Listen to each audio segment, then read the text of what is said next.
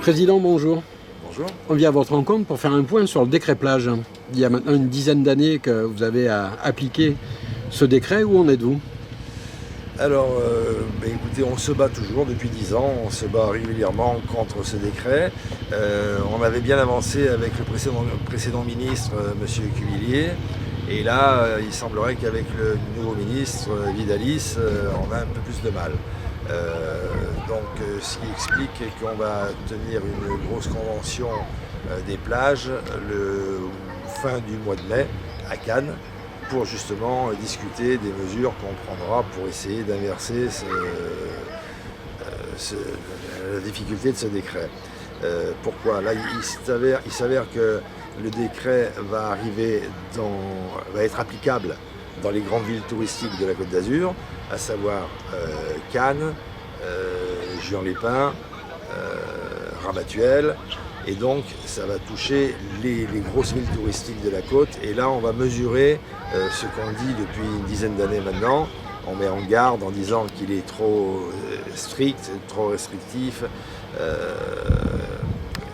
Et donc là, on va voir concrètement que l'application de ce décret est catastrophique pour l'emploi, catastrophique pour le tourisme en général et catastrophique pour les gens qui travaillent dans la région et qui vivent de ces établissements. Pourquoi catastrophique ? Parce que l'application de ce décret, on a calculé qu'entre Menton et la Grande Motte allait supprimer 2000 emplois directs.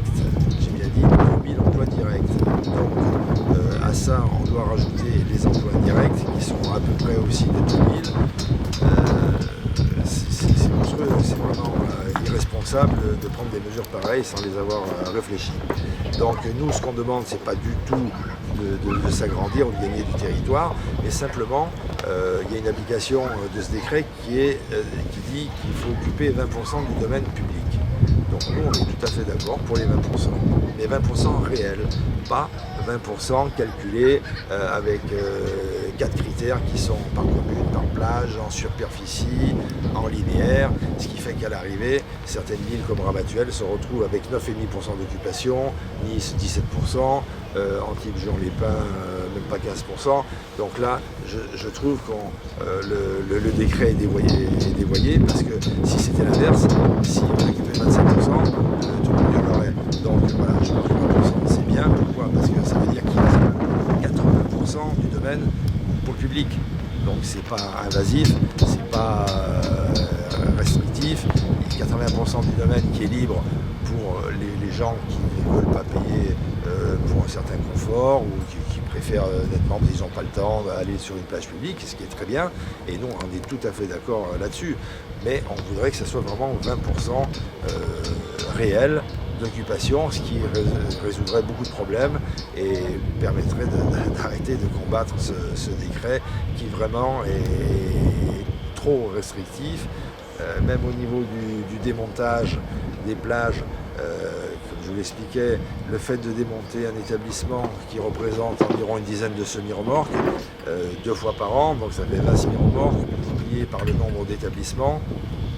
S'il y a une dizaine d'établissements ou 15 établissements dans la commune, imaginez le nombre de semis qui vont transiter, qui vont embêter tout le monde, la circulation, qui vont provoquer un bilan carbone catastrophique, qui vont pulvériser la dune en ce qui concerne Ramatuelle.